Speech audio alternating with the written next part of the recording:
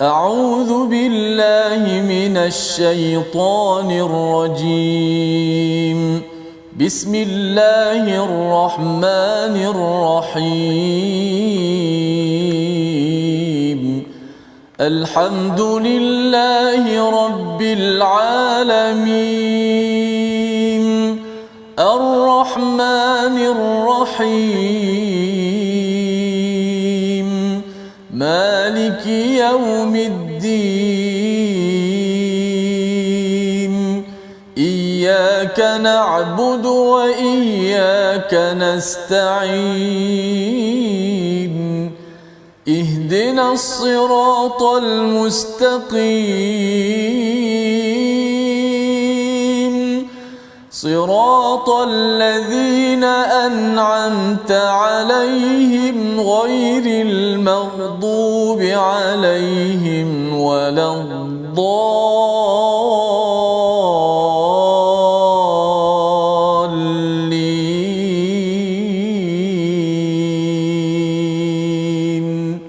آمين. Assalamualaikum warahmatullahi wabarakatuh. Alhamdulillah wassalatu wassalamu ala Rasulillah wa ala alihi wa man wala syada la ilaha illallah syadana Muhammadan abduhu wa rasuluhu. Allahumma salli ala sayidina Muhammad wa ala alihi wa sahbihi ajma'in. Amma ba'du. Apa khabar tuan-tuan dan puan yang dirahmati Allah sekalian? Kita bersyukur kita bertemu dalam My Quran Time baca faham amal pada hari ini untuk sama-sama kita mengulang kaji halaman-halaman yang telah pun kita pelajari pada minggu ini daripada halaman 424 hingga halaman 429, dan alhamdulillah pada hari ini kita bersama dengan tokoh ilmuwan kita pada hari ini Al-Fadil Ustaz Fahmi Rusli, Pegawai Hal Ehwal Islam Majlis Agama Islam Wilayah Persekutuan. Selamat datang Ustaz. Ya, terima kasih diucapkan ya sudi bersama Ustaz Fahmi kali pertama lah ni ya di teratak kami di My Quran Time, dan bersama dengan Ustaz Tirmizi. Apa khabar Ustaz? Baik, alhamdulillah. Alhamdulillah ya. Hari ini kita boleh bertanya dengan Ustaz Fahmi. Betul. Halaman-halaman mencabar pada minggu ini kita mendalami surah Al-Ahzab ya, satu surah madaniyah yang memberi panduan peraturan kepada kita betapa disiplin amat penting, dan kita doakan agar kita sama-sama dapat mengikut peraturan yang Allah tetapkan di dalam Al-Quran. Dan mari kita mulakan dengan doa ringkas kita. Subhanaka la ilma lana illa ma 'allamtana innaka antal alimul hakim. Rabbi zidni ilma.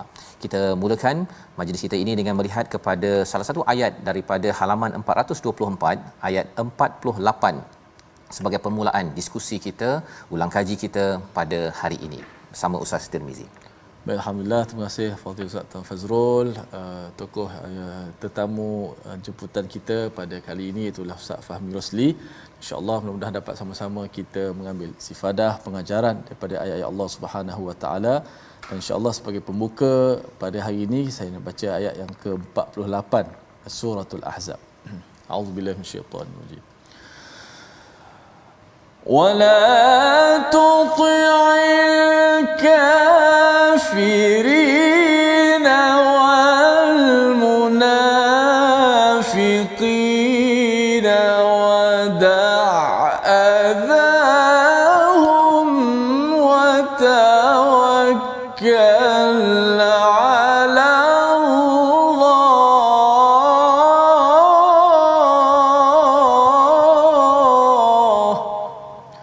وتوكل على الله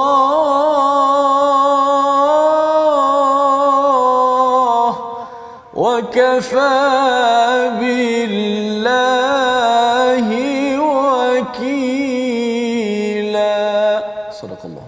Surah Al-Azim. Dan janganlah engkau Muhammad menuruti orang-orang kafir dan orang-orang munafik itu. Janganlah engkau hiraukan gangguan mereka, dan bertawakallah kepada Allah, dan cukuplah Allah sebagai pelindung. Ini adalah nasihat daripada Allah Subhanahu Wa Taala kepada Nabi Muhammad sallallahu alaihi wasallam, dan apa yang kita belajar daripada ayat 48 ini seakan-akan sama seperti ayat pertama dan ayat ketiga di awal surah Al-Ahzab. Jadi kita ingin bersama dengan Al-Fadil Ustaz Fahmi pada hari ini untuk mencerahkan ya apakah perbezaan di antara ayat pertama dan ketiga awal surah Al-Ahzab dengan ayat 48 ini, untuk kita memahami terutama bila ada perkataan wada' azahum ini dalam erti kata pada zaman Nabi dan juga amalan kita pada zaman ini. Bersama Ustaz Fahmi, silakan. Assalamualaikum warahmatullahi wabarakatuh. Assalamualaikum. Bismillahirrahmanirrahim. Alhamdulillahi wassalatu wassalam ala sayyidina Rasulillahi wa ba'd. Terima kasih saya ucapkan kepada yang berbahagia moderator yang saya hormati Ustaz Tarmizi selaku qari kita pada hari ini, dan hadirin dan hadirat para penonton yang dirahmati Allah sekalian. Pertama, apabila kita ingin menjawab persoalan yang telah dikemukakan sebentar tadi, kita katakan bahawasanya kebiasaan di dalam Al-Quran apabila berlakunya pengulangan ayat, macam kita kata hampir ada persamaan antara ayat 1 dan 3 serta ayat yang ke-48 daripada surah Al-Ahzab ini, biasanya antara dua faktor sahaja, iaitu yang pertamanya adalah dari sudut taukid ataupun takkid, penegasan yang Quran ingin tegaskan bahawasanya dalam ayat ini pun kita kena, dalam erti kata jangan mentaati, mematuhi dan mengikuti orang kafir dan orang munafik, dan demikian ayat sebelum itu pun jangan orang kata taat dan patuh kepada orang-orang munafik. Begitu juga kalau dalam ayat sebelum ini pun anjuran tawakal kepada Allah, demikian pada ayat yang ke-48 ini juga ada perintah untuk kita bertawakal kepada Allah Subhanahu wa taala. Dan yang keduanya adalah sebab berlakunya pengulangan ayat-ayat di dalam Al-Quran yang kelihatan hampir sama antara satu sama lain ini adalah atas faktor kalau kita nak tadabbur, ia benar-benar menunjukkan Quran tu datang daripada Allah. Macam yang kita sebut, afala yatadabbaruna al-Quran walau kana min indi ghairillahi lawajadu fihi ikhtilafan katsira. Apakah mereka ini tidak tadabbur Al-Quran? Sekiranya Al-Quran ni datang daripada Allah, nescaya kita akan mendapati, sekiranya Al-Quran datang selain daripada Allah, kita akan mendapati terdapatnya perselisihan yang banyak di dalam Al-Quran. Tapi kita tak jumpa percanggahan. Ayat yang 1, ayat ketiga pun sama dengan ayat yang ke-48 daripada surah Al-Ahzab. Jadi tidak ada percanggahan menunjukkan ia datang daripada Tuhan yang sama. Arahan tersebut datang daripada Tuhan yang sama. Dan ayat ni sebenarnya kalau kita nak relatekan adalah satu perintah daripada Allah Taala kepada nabinya sallallahu alaihi wasallam yang bersifat larangan. Jangan kamu mematuhi, jangan mentaati dan jangan menuruti apa yang telah diarahkan oleh orang kafir dan orang-orang musyrik. Di sini kita kena jelas bahawasanya jangan kita patuh dan jangan kita taat. Tetapi arahan ini adalah larangan ini juga melibatkan kepada satu sudut, bukan semua. Kalau kita lihat dalam peristiwa hijrah Nabi sallallahu alaihi wasallam daripada Makkah ke Madinah, kan Nabi kita menggunakan khidmat bantuan pertolongan penunjuk arah yang bernama Abdullah bin Al-Uraiqid itu. Jadi Abdullah Al-Uraiqid adalah orang yang bukan Islam. Jadi apabila dia bukan Islam, Nabi mengikut arahan dia, Nabi menunjuk panduan dan bawakan dia. Adakah Nabi menyelisihi nas Quran? Jawapannya tidak. Kerana larangan ini adalah mentaati dalam urusan agama. Kita tidak berkait dengan urusan agama mereka, i'tiqad mereka dalam kekufuran dan kesyirikan mereka, maka kita tidak mematuhi dan kita tidak mentaati. Maka itulah maksud larangan Allah Ta'ala di sini. Dan kalimah da'adzahum tu adalah satu arahan untuk Nabi ini tidak membalas kejahatan dengan kejahatan. Ini adalah satu prinsip dalam agama kita. Apabila orang buat tidak baik kepada kita, kita tidak membalas keburukan dengan keburukan. Sebaliknya kita membalas keburukan dengan kebaikan. Ini asas dalam agama kita, wada'adzahum, biarkan sahaja gangguan mereka, tinggalkan sahaja dan kita tidak membalas balik. Dan yang terakhirnya adalah kita kena bertawakal kepada Allah. Dan Allah ni sifat Allah Al-Wakil. Jadi macam kita nak wakilkan seseorang, sebagai contoh, saya wakilkan sahaja si fulan hadir kenduri tersebut. Maknanya kita yakin kepada dia, dia boleh buat. Ataupun saya wakilkan si fulan nak ganti saya di meja penceramah dan pengkuliah. Maknanya kita yakin dengan keilmuan dia, ketokohan dia dan juga kepakaran dia. Jadi kita ada keyakinan. Jadi kepada Allah lah kita yakin, kepada Allah kita berserah diri, dan Allah adalah sebaik-baik wakil untuk kita berserah diri secara mutlak dalam kita nak menghadapi gangguan dan serangan dan tentangan daripada musuh-musuh dari kalangan orang kafir dan orang munafik. Dan cuma kita boleh jelas bahawasanya munafik di sini adalah merujuk kepada munafik dari sudut i'tiqad, bukan munafik dari sudut amalan. Yang munafik dari sudut i'tiqad ni seperti Abdullah bin Ubay bin Salul yang menzahirkan Islam dan menyembunyikan kekufuran. Nampak Islam tapi hakikat dalam hati dia adalah kafir. Dan kategori munafik seperti inilah yang disebutkan innal munafiqina fid darkil asfali minan nar. Orang munafik berada di bahagian bawah neraka yang paling bawah sekali. Wallahu a'lam. Baik, terima kasih diucapkan pada Al-Fadhil Ustaz Fahmi untuk menjelaskan kepada kita ayat 48 ini bagaimana kaitannya dengan awal ya, sebagai satu penekanan taukid ataupun takkid sebentar tadi, dan dalam masa yang sama juga tentang kesatuan mesej yang dibawakan oleh Al-Quran ya, daripada Allah yang sama, dan ada satu langkah ya, bagaimana berinteraksi dengan cabaran dalam kehidupan daripada orang kafir dan orang munafik ini. Satu, jangan taatinya ya, jangan ikutnya. Dalam masa yang sama ialah kalau ada perkara-perkara yang tak bagus, tinggalkan, jangan dibalas juga dengan tak bagus Ustaz ya. Dia sakitkan hati kita, kita sakitkan hati dia, kutuk sama kutuk ya, akhirnya ia akan menyebabkan kita mungkin tidak dapat menyampaikan mesej yang perlu disampaikan, dan sudah pastinya kebergantungan kita hanyalah kepada Allah Subhanahu Wa Taala untuk menentukan apakah keputusan dalam perjuangan menyampaikan mesej kebenaran dalam hidup kita. Jadi ini adalah mesej penting dalam halaman 424, dan kita nak bergerak kepada halaman 425. Kita bercakap tentang adab ya pada zaman Nabi sallallahu alaihi wasallam pada ayat 53. Kita baca sama-sama pada hari ini, dan kita ingin melihat bagaimana adab ini juga kita sama-sama amalkan untuk kehidupan kita. Ayat 53 bersama Al-Fadhil Ustaz Tirmizi. A'udzubillahi minasyaitanir rajim. يا أيها الذين آمنوا لا تدخلوا بيوت النبي إلا أن يؤذن لكم إلى طعام غير ناظرين إناه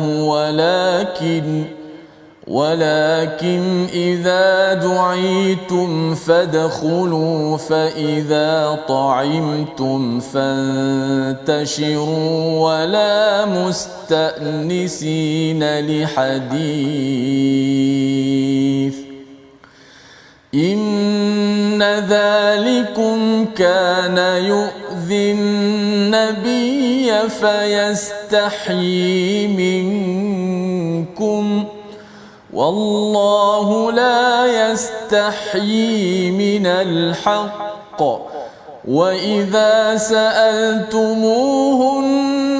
متاعا فاسألوهن من وراء حجاب ذلكم أطهر لقلوبكم وقلوبهم وما كان لكم أن تؤذوا رسول الله ولا أن تنكحوا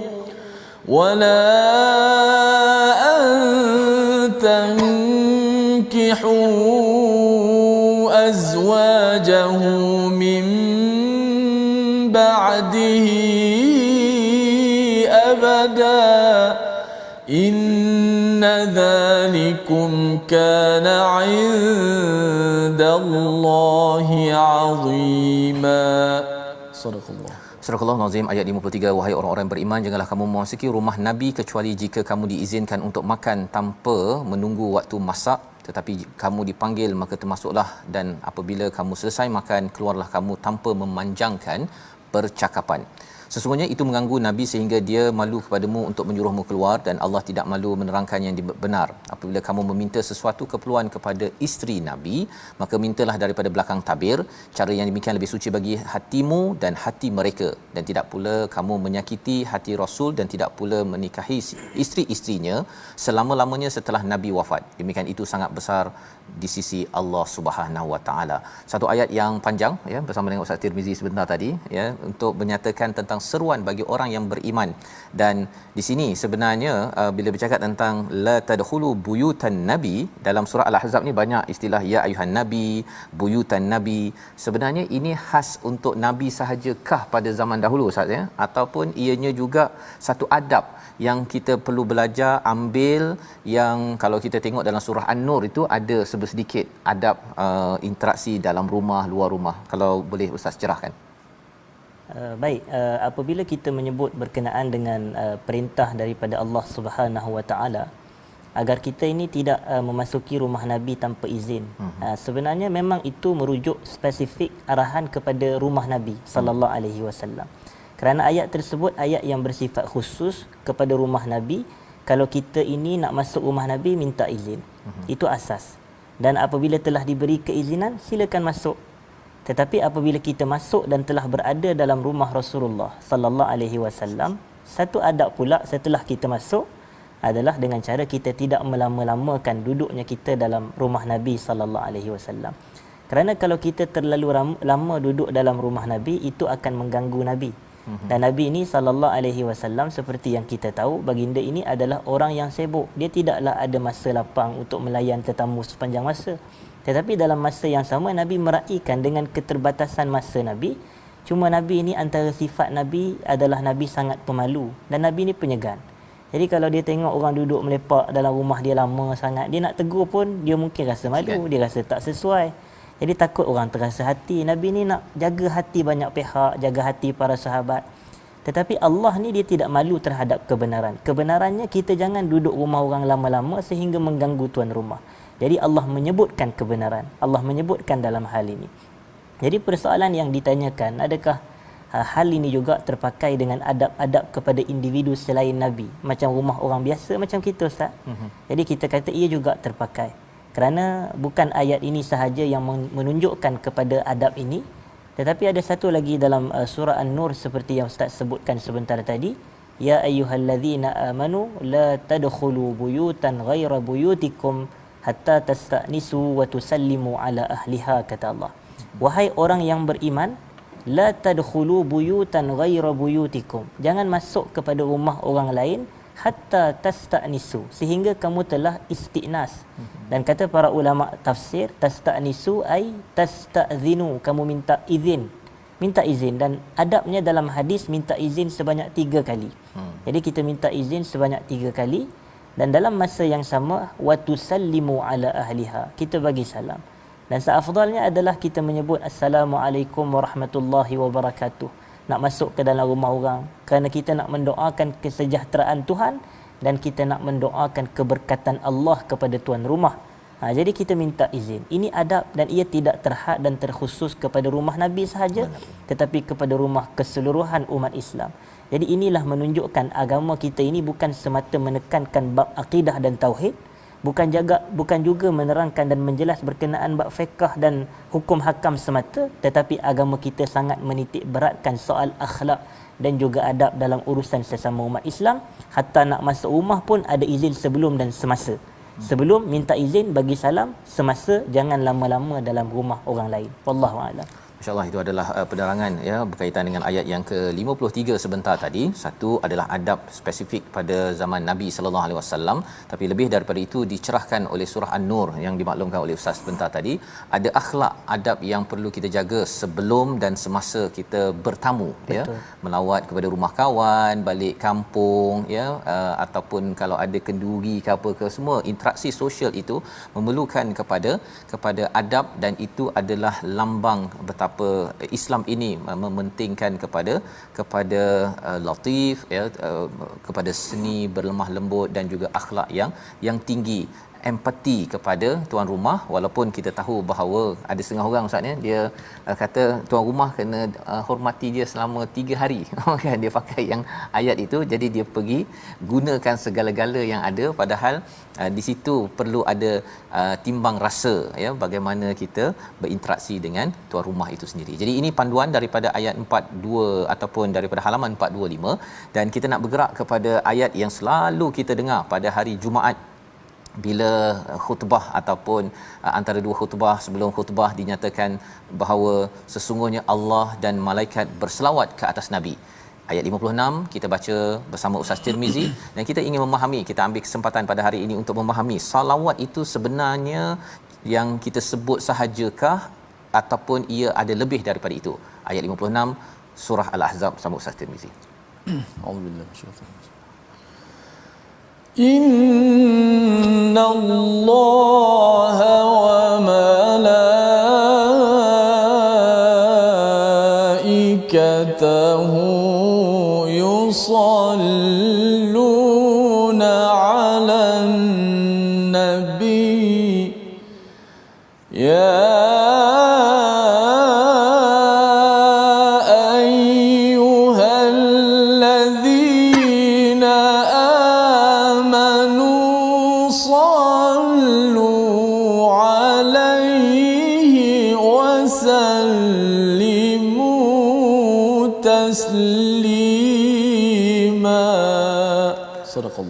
Surah Al-Azim ayat 56, sesungguhnya Allah dan para malaikatnya berselawat untuk Nabi. Wahai orang-orang yang beriman, berselawatlah kamu untuk Nabi dan ucapkanlah salam dengan penuh penghormatan kepadanya. Ini adalah ayat yang ke-56 ya, bercakap tentang bagaimana adab kita berinteraksi dengan Nabi sallallahu alaihi wasallam, iaitu Allah menyatakan ya betapa Allah ini dan para malaikat berselawat ke atas Nabi sallallahu alaihi wasallam. Dalam surah Al-Baqarah kita tahu bahawa ada juga perkataan salawat mir rabbihim kepada orang-orang yang kena ujian, ustaz ya. Bila Allah uji seseorang itu menyatakan inna lillahi wa inna ilaihi rajiun, Allah berselawat ya kepada orang-orang yang bersabar kepada ujian yang melanda. Jadi di sini ada selawat, di dalam surah Al-Baqarah pun ada salawat daripada Allah kepada orang-orang yang sabar menghadapi ujian. Kita akan cuba memahami apa beza maksud salawat itu bila kita sudah berehat sebentar lagi. Kita kembali semula My Quran Time, baca faham amal insya-Allah.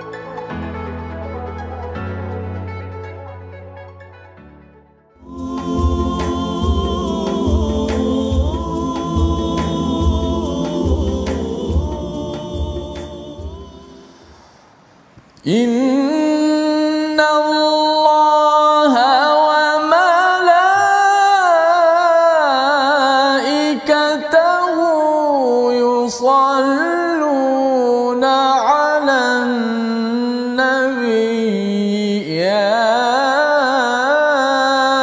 ayyuhalladzina amanu sallu 'alaihi wasallimu taslima. Surah Al-Azim, kita kembali dalam My Quran Time, baca faham amal untuk ulang kaji kita pada halaman 424 hingga 429, dan saya menjemput pada tuan-tuan semua yang berada di Facebook untuk terus share bersama rakan-rakan, beritahu pada rakan-rakan kita mengulang kaji halaman pada hari ini bersama Al-Fadhil Ustaz Fahmi Rosli, Pegawai Hal Ehwal Islam Majlis Agama Islam Wilayah Persekutuan, untuk sama-sama kita mendapatkan permata-permata indah daripada beberapa halaman yang kita ulang kaji pada hari ini. Ayat yang kita dengar sebentar tadi, yang kita baca sebentar tadi, ayat 56 halaman 426 adalah ayat yang selalu kita dengar, selalu galakan untuk kita berselawat kepada Nabi Muhammad sallallahu alaihi wasallam. Dan lebih daripada itu, kita berjumpa dengan perkataan salawat ini pada surah Al-Baqarah, bercakap tentang orang-orang yang bersabar menghadapi ujian. Allah memberikan kepada mereka salawat min rabbihim, dan juga Allah memberikan kepada mereka rahmah, kasih sayang. Kita bersama dengan Al-Fadhil Ustaz Fahmi untuk mencerahkan apa maksud salawat dalam ayat 56 ini, beza dengan salawat yang ada pada surah Al-Baqarah kalau ianya berbeza. Silakan Ustaz. Baik, terima kasih kepada persoalan yang diajukan. Ayat ini selalu kita baca dan selalu kita dengar. Innallaha wa malaikatahu yusalluna 'alan nabi ya ayyuhallazina amanu sallu 'alaihi wa sallimu taslima. Ini adalah perintah dan arahan daripada Tuhan untuk orang-orang yang beriman itu memperbanyakkan selawat dan salam kepada Nabi Islam sallallahu alaihi wasallam. Jadi apabila kita mendengar nama Nabi disebut, maka kita dituntut dan dianjurkan untuk berselawat ke atas Nabi. Walaupun dari sudut hukumnya selawat ke atas Nabi ini ia tidak sampai kepada tahapan wajib kecuali sekali je, iaitu pada dalam salat kita. Dalam salat kita selawat ke atas Nabi pada tasyahud akhir itu hukumnya adalah wajib, ia termasuk dalam rukun qauli. Adapun kalau kita mendengar nama Nabi sallallahu alaihi wasallam disebut, kita disunatkan, dianjur dan dituntut untuk kita berselawat kepada Nabi. Sekiranya kita tidak berselawat, kita disifat seperti orang bakhil. Bahawasanya kata Nabi sallallahu alaihi wasallam, al-bakhilu man zukirtu indahu wa lam yusalli alai. Orang yang kerkut, orang bakhil apabila namaku disebut di sisinya tapi dia tidak berselawat ke atasku. Jadi apa maksud selawat? Selawat kalau kita perasan, kata dasarnya kembali kepada kalimah salat juga.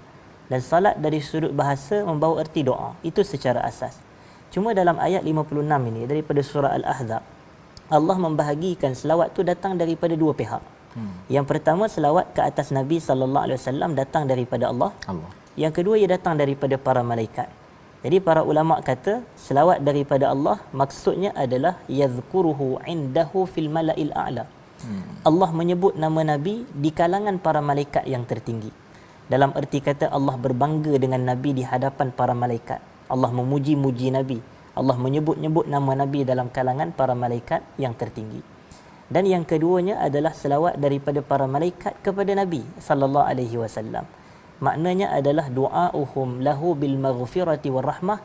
Malaikat mendoakan keampunan dan rahmat Tuhan buat Nabi sallallahu alaihi wasallam. Jadi salawat di sini membawa erti rahmat, membawa erti bantuan, pertolongan dan kasih sayang Tuhan. Jadi sama seperti surah Al-Baqarah tadi. Bagi orang-orang yang bersabar apabila mereka mengucapkan inna lillahi wa inna ilaihi raji'un, apabila timpa musibah, maka Allah kata ulaika alaihim salawatum min rabbihim wa rahmah. Iaitu Allah memberikan selawat kepada mereka dan juga rahmah. Walaupun ada perkataan rahmah, tapi para ulama menafsirkan selawat dan juga salat di situ merujuk kepada bantuan dan pertolongan daripada Allah yang terbina daripada sifat rahmat Allah kepada hamba-hambanya. Kalau kita tengok dalam surah Al-Ahzab juga pada ayat yang ke-43 di sini, Allah menyebutkan huwallazi yusalli alaikum. Kalimah salat juga digunakan. Dialah Tuhan yang telah berselawat kepada kamu dan terjemahannya dia adalah Tuhan yang memberi rahmat kepada kamu. Jadi itu makna selawat dalam erti kata jika ia datang daripada para malaikat kepada Nabi, maka mereka mendoakan keampunan Allah, mereka mendoakan rahmat Allah kepada nabinya sallallahu alaihi wasallam. Mungkin timbul persoalan, habis selawat kita macam mana kepada Nabi? Walaupun kita dituntut berselawat selepas daripada Allah menceritakan Allah dan malaikat berselawat, lalu Allah memerintahkan kepada hambanya yang mukmin, ya ayyuhallazina amanu sallu alaihi wa sallimu taslima. Tapi kalau kita perasan, kita sendiri tidak menyebut usalli ala Muhammad, aku berselawat kepada Muhammad. Kita tak sebut begitu.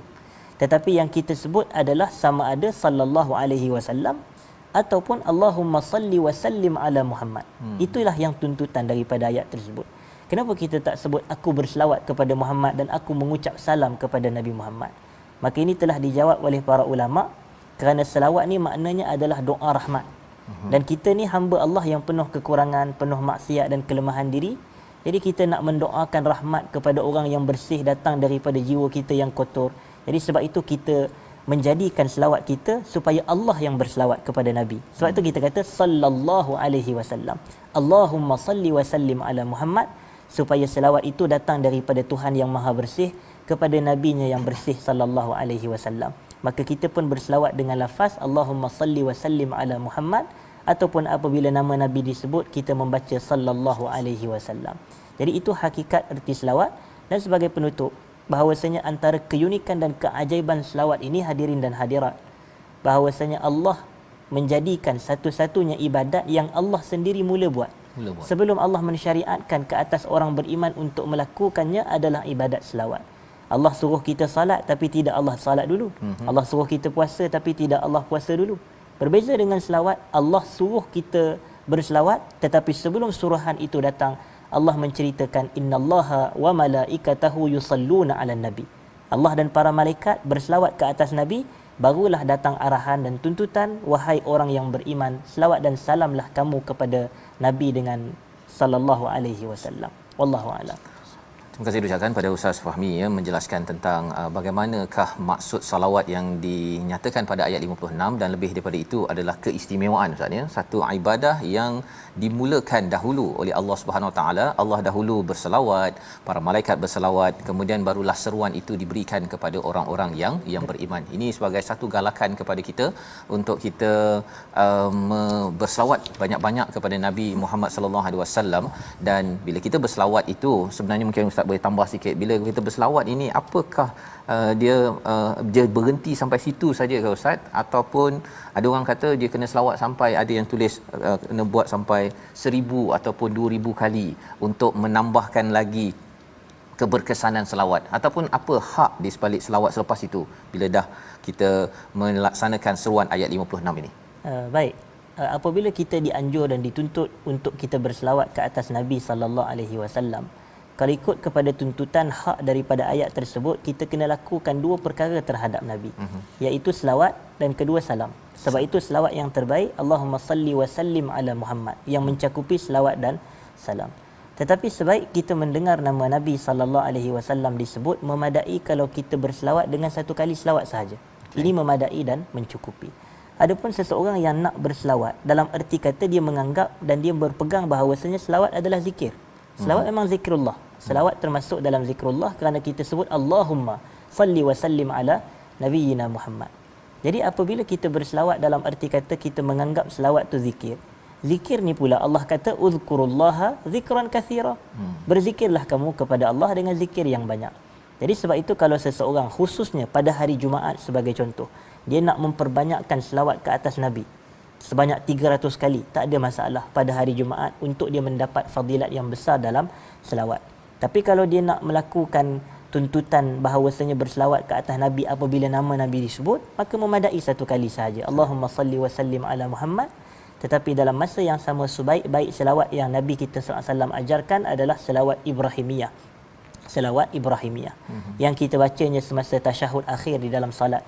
Allahumma salli ala Muhammad wa ala ali Muhammad kama sallaita ala Ibrahim wa ala ali Ibrahim fil alamin innaka Hamidum Majid wa barik ala Muhammad, sehinggalah innaka Hamidum Majid. Jadi itu selawat yang terbaik kerana menggabungkan selawat kepada Nabi sallallahu alaihi wasallam dan juga ahli keluarga Nabi dan juga kepada bapa, kepada keseluruhan manusia dari sudut i'tiqad, iaitu Nabi Allah Ibrahim alaihi salam. Jadi oleh kerana itu antara hak dan tuntutan selawat kita, dan fadilat selawat sangat besar. Antaranya man salla alayya salatan sallallahu alaihi biha asyarah, siapa yang berselawat ke atas aku sebanyak satu kali selawat sahaja, Allah akan berselawat ke atas dirinya sebanyak 10 kali selawat. Maknanya Allah beri kebaikan, Allah beri rahmat, kasih sayang, bantuan dan pertolongan kepada dirinya kerana dia berselawat dengan satu selawat sahaja. Jadi fadilatnya amat besar. InsyaAllah itu adalah fadilat daripada salawat yang disampaikan oleh Fadil Ustaz Fahmi sebentar tadi untuk memberi galakan kepada kita memahami konsep ini. Malah kalau kita tengok pada ayat 57 itu, innallazina yu'dzunallaha wa rasulahu la'anahumullahu fid dunya wal akhirah. Sudah tentunya orang yang menghormati, berselawat pada Nabi bukanlah orang yang akan menyakiti Nabi kepada Allah dan Rasul, ya, sehingga kan dilaknat di dunia dan di akhirat dan mendapat azab yang sengsara kerana sikap yang tidak benar kepada individu yang diangkat, yang diselawatkan oleh Allah Subhanahu Wa Taala dalam ayat yang ke-56. Ini adalah perjuangan kita, ya, sama-sama kita banyakkan selawat dan lebih banyak lagi kita mendekatkan diri kita dengan sirah sunnah Nabi sallallahu alaihi wasallam. Pada halaman seterusnya 427, pada halaman akhir surah Al-Ahzab ini, kita berdepan dengan satu ayat, iaitu ayat 65, berkaitan dengan mereka yang suka menyakiti Nabi. Salah satunya adalah kumpulan yang dinamakan sebagai orang-orang kafir yang dinyatakan pada awal surah ini, selain daripada orang munafik. Kita baca ayat yang ke-64 dan ayat 65 untuk kita melihat perkara ini dan bagaimana kita nak memastikan kita tidak sekali-kali bersekongkol dengan kumpulan yang dinyatakan pada ayat 64-65. Bersama Ustaz Tirmizi. Auzubillahi Inna Allah la'anal kafirina wa a'adda lahum sa'ira khalidina fiha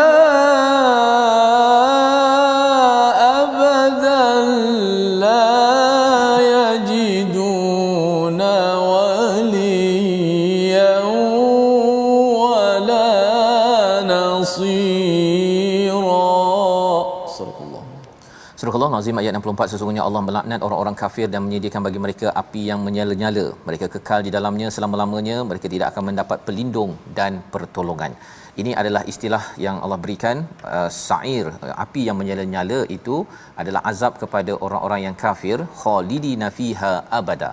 Kalau kita cakap tentang syurga Ustaz ya, juga ada Allah gunakan perkataan khalidina fiha abada. Jadi bagi orang kafir satu, tapi bagi orang Islam yang dia mungkin dia pandang nabi ni tak penting. Ada yang dia ambil Quran saja, dia nabi sunnah dia kata dia tak percaya, dia tak ambil. Ya, bagaimana pula adakah ini masih lagi kategori ayat 65 ini ataupun macam mana untuk kita memastikan bahawa keimanan pada Allah, keimanan pada Rasul ini dia bukan boleh main-main begitu sahaja. Silakan Ustaz.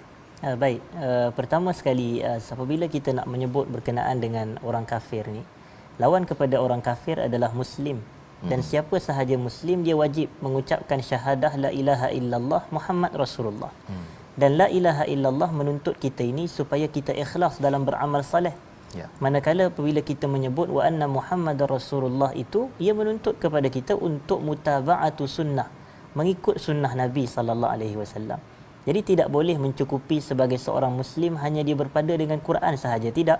Tapi dia mesti mengikuti sunnah Nabi sallallahu alaihi wasallam kerana syahadah yang menjadikan dia muslim. La ilaha illallah Muhammad Rasulullah sallallahu alaihi wasallam. Jadi kalau kita katakan orang kafir ini kekal dalam neraka sa'ir ini selama-lamanya dan mereka tidak mendapati wali dan penolong bagi Allah, bagi diri mereka, iaitu Allah Subhanahu wa taala, maka kita kata berbezalah situasinya dengan orang-orang yang beriman. Bahawasanya orang yang beriman ni adalah wali mereka adalah Allah Subhanahu wa taala. Dan kita ni bukan semata dalam hidup kita ni kita minta nak jadi wali Allah Subhanahu wa taala.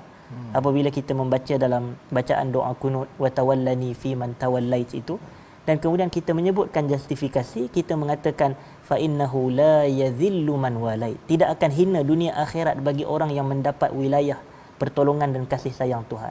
Wala ya'izzu man adait, dan tidak akan mulia orang yang Allah musuhi. Dan orang yang Allah musuhi ini golongan yang tidak mendapat wilayah Allah, nusrah, bantuan dan pertolongan daripada Allah. Cuma persoalan timbul, adakah pelaku dosa besar dari kalangan umat Islam ini akan masuk neraka selamanya juga? Kita katakan jawapannya begini. Betul, orang yang melakukan dosa besar natijahnya ke neraka.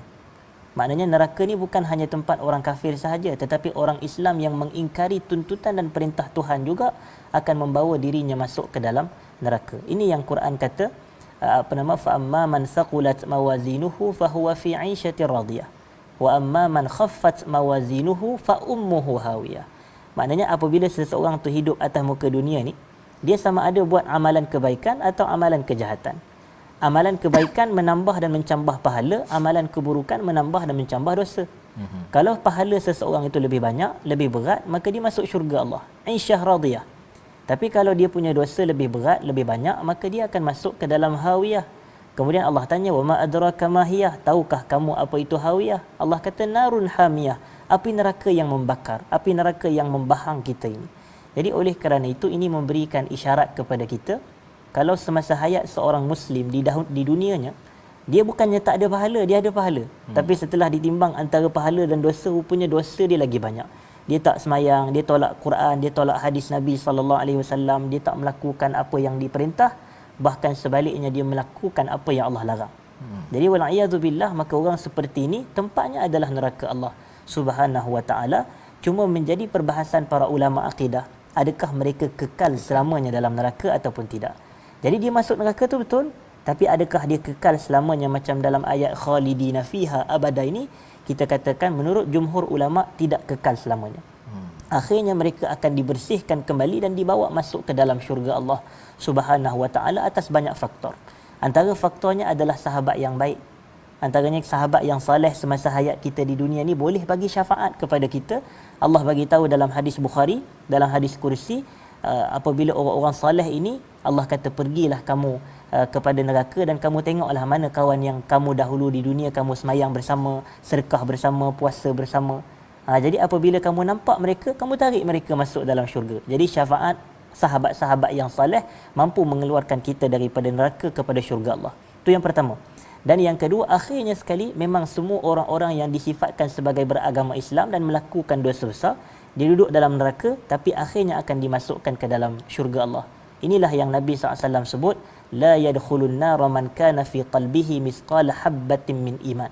Tidak akan masuk ke dalam syurga, tidak akan masuk ke dalam neraka selama-lamanya bagi seseorang yang dalam jantung hatinya ada sebesar zarah daripada keimanan kepada Allah Subhanahu wa taala. Bagi itulah jawapan kepada persoalan tersebut. Wallahu a'lam. Terima kasih diucapkan pada Ustaz Fahmi ya, menjelaskan tadi tentang ayat 64 65 tadi itu memang confirm lah ya, disebabkan 100% kehidupannya untuk menentang kepada agama Islam. Tetapi kalau ada amalan yang kurang baik tetapi beragama Islam, ada iman di situ, akan dikembalikan ke syurga Allah Subhanahu Wa Taala. Dan kita doakan kita adalah yang dibersihkan 100% Ustaz ya, diampunkan Allah sebelum kita sampai ke sana, kerana azab itu adalah amat-amat pedih. Duduk dekat atas muka bumi ini ada panas lebih sikit pun kita dah tak berapa tahan, apatah lagi apabila dinyatakan di sini wa'adda lahum sa'ira, itu api yang menyala-nyala. Itu adalah satu perkara yang perlu kita ambil besar dan perlu kita doa kepada diri dan keluarga kita untuk dielakkan. Kita bergerak kepada surah Sabah, surah baru yang kita ikuti pada minggu ini. Kita akan melihat kepada salah satu surah yang daripada 5 surah di dalam Al-Quran yang bermula dengan pujian kepada Allah Subhanahu Wa Taala.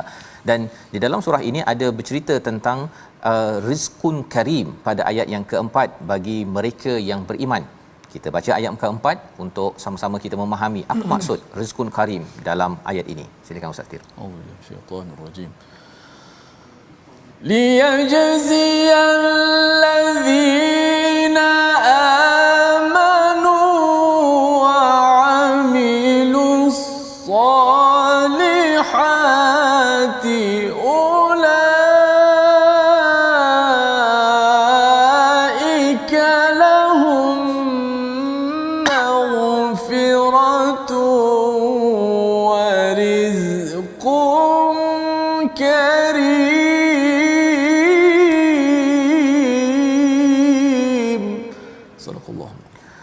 Surah Al-Nazim ayat yang keempat, agar dia Allah memberi balasan kepada orang-orang yang beriman dan mengerjakan kebajikan, mereka memperoleh keampunan dan rezeki yang mulia.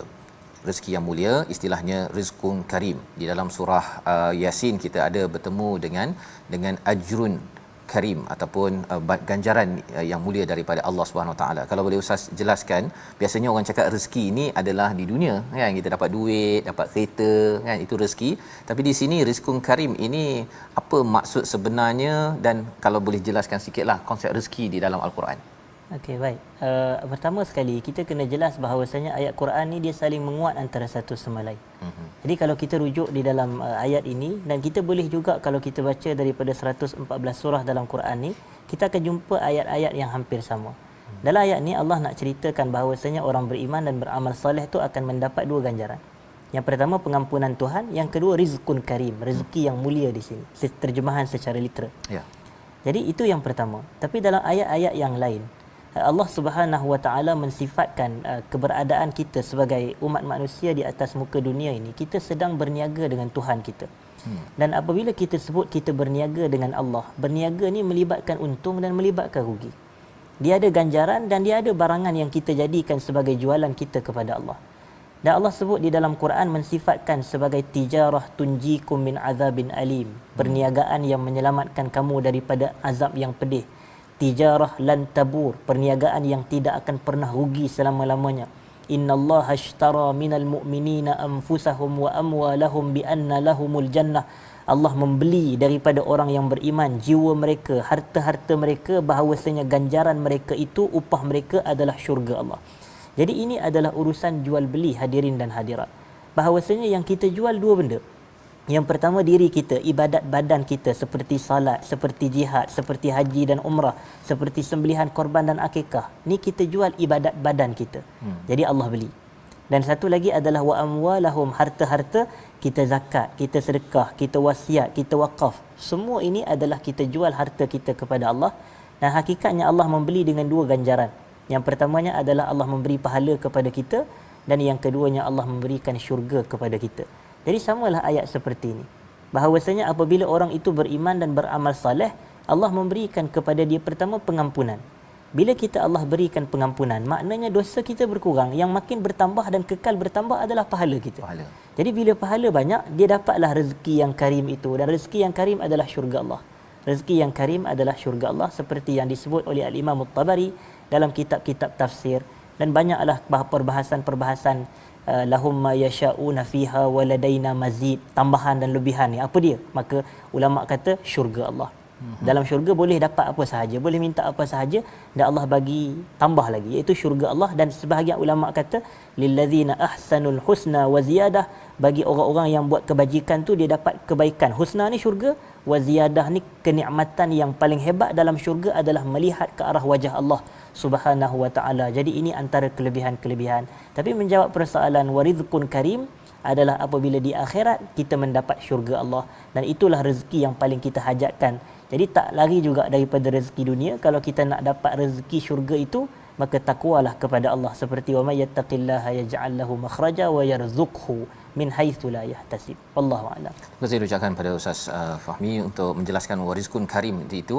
Nak dapat rezeki ini kena usaha juga, ya, bukannya tiba-tiba dapat. Dan usaha itu adalah dengan kita berbuat iman ataupun menguatkan amanu wa amilus solihat. Moga-moga Allah pimpin kepada diri kita, keluarga kita mendapat ganjaran ini dengan usaha, ya, yang mungkin bagi sebahagiannya banyak, bagi sebahagiannya saya sedikit, tapi kita doa Allah terima segala amalan kita selama hari ini, insya-Allah. Kita berdoa di hujung ini bersama dengan Al-Fadhil Ustaz Tirmizi bagi mengakhirkan bagi slot ulang kaji kita pada hari ini. Silakan Ustaz.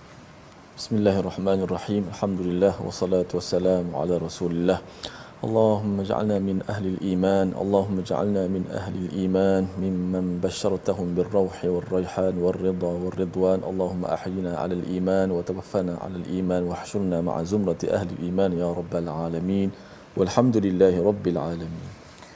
Amin ya rabbal alamin. Saya mengucapkan ribuan terima kasih kepada Fadil Ustaz Fahmi Rosli, Pegawai Hal Ehwal Islam Majlis Agama Islam Wilayah Persekutuan, yang sudi bersama pada hari ini untuk menjelaskan 5 halaman. Sempat kita melihat beberapa permata daripada Al-Quran, dan insya-Allah pada hari esok kita akan menyambung halaman yang ke-430 daripada surah Saba untuk sama-sama kita mengambil panduan hidayah ini dalam kehidupan kita seharian.